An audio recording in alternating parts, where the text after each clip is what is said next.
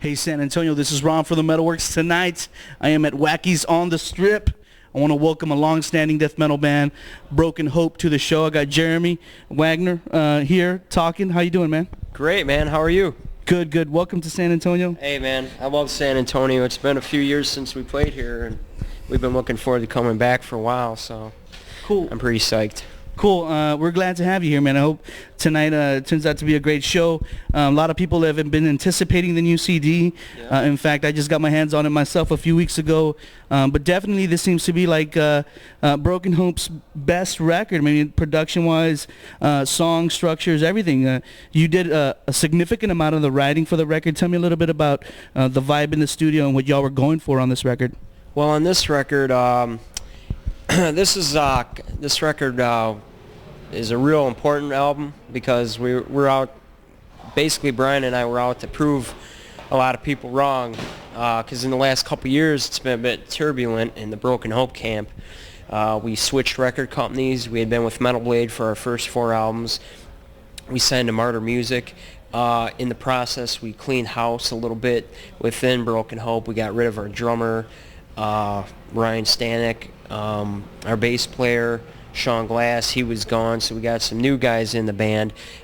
During the 2 years since we went on tour for Loathing, people were wondering, hey, what's going on with Broken Hope, man? Maybe they've been putting an album out just about every year and a half and hitting the road. We haven't heard nothing about them, and a lot of people were thinking, well, maybe the band's not around anymore, but that wasn't the case at all. We were just busy restructuring the band to make it, a stronger band, musician-wise, all that stuff. Just to, we just wanted to make sure that when this new album came out, we were going to definitely support it, and we wanted people in the band who were on the same page as Brian and me, and with the new label and just everything else, we had a lot to prove.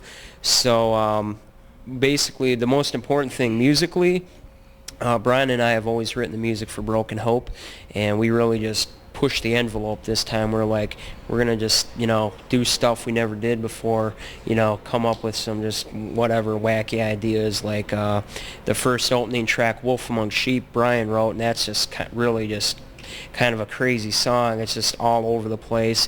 And then like the second track, Chemically Castrated, I think it is, I wrote that song, and I just wanted to get, I don't know, I tried some new ideas with like some more kind of slam type of riffs integrated with, just some technical stuff and whatnot. So we're real happy with the way, we went through all the music and just said, we're cutting off all the fat. What you get is what you hear, and what you hear is just the most pissed off, angry, and extreme Broken Hope we could possibly come up with at this juncture. So we wanted something that the people who were wondering, hey, what's Broken Hope been up to, check this out, and you're going to see what the hell they've been doing. So it's cool, and a lot of people, like I said, have been waiting for the record. It's out now. Obviously, it's getting good reviews, the reception to it as well. But I think sometimes I take for granted that everybody who watches the show knows about Broken Hope. Mm-hmm. Sometimes people have only seen the name in the magazine or heard people talking about it. But for the people who aren't familiar with the band, can you maybe just give us some quick background on like how long the band has been together, where you guys basically out of, and what kind of influences you've had over the years, and how the band has progressed a little bit? Sure. Back in 1988 is when Broken Hope started coming together. I was just graduating high school then, and our singer Joe, our original singer, he was in the band. He was like jamming with some other guys down the street. I had my own little thing going. Just so happened, we kind of knew about each other because we were from the same neighborhood, but we never hung out. So once I got to know him, I was like, hey, you want to form a band? And so we started doing our own stuff, and we hooked up with our original drummer, Ryan Stanek. And from there, we put out a couple of demo tapes. And where was home again? We're from the northern suburbs of Chicago, from a town called Gurnee, Illinois.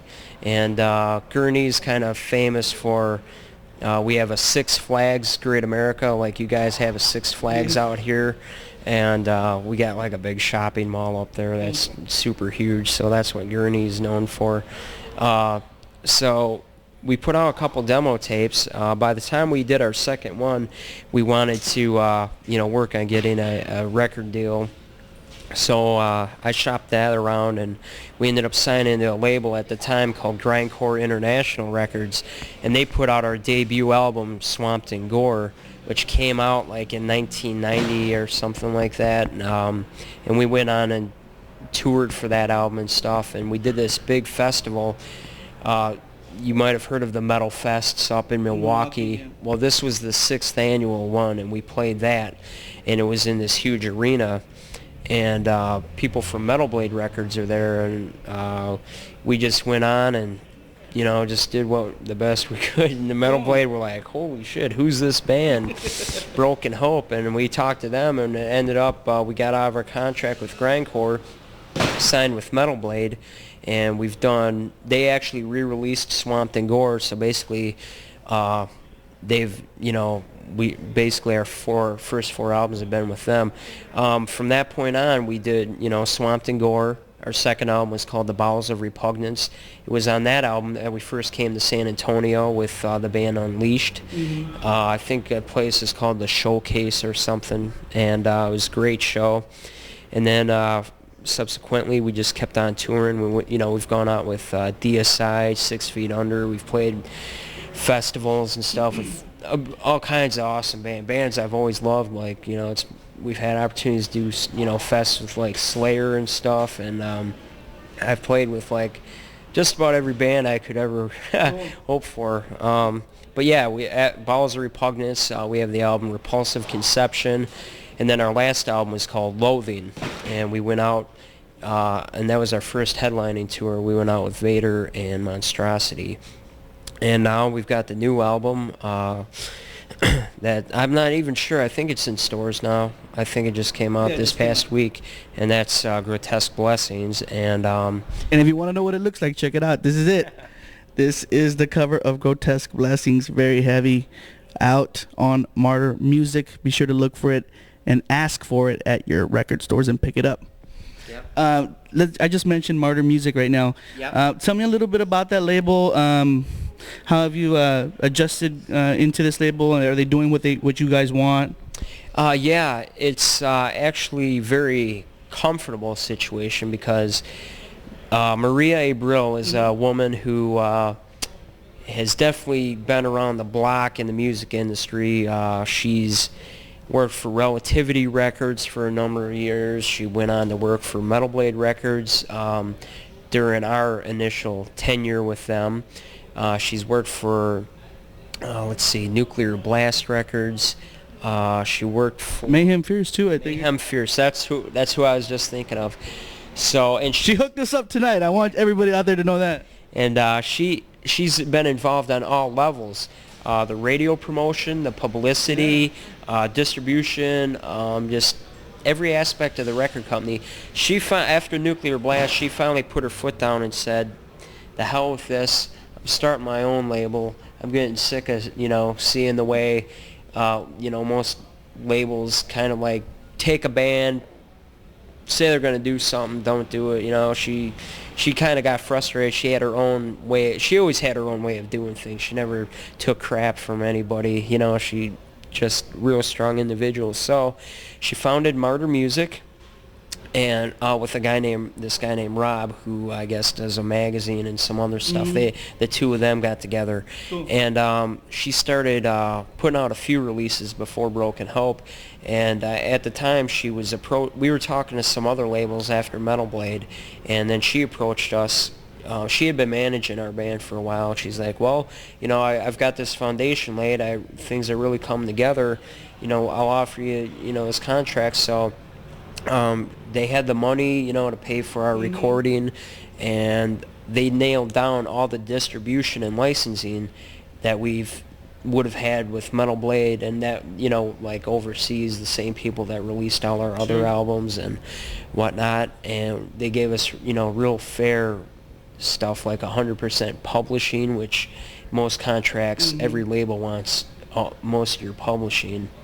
And So yeah, it was like a great deal, and they had, financially they could back it up and everything, and now here it is, our fifth album, and we're on tour for it and stuff, and yeah, I couldn't be happier, and ever since this, it's like now Martyr, they're getting all these bands, hey man, check out our, they're getting, so they're starting, and hey, it's just like, your Metal Blades, your Roadrunners, Century Medias, whatever.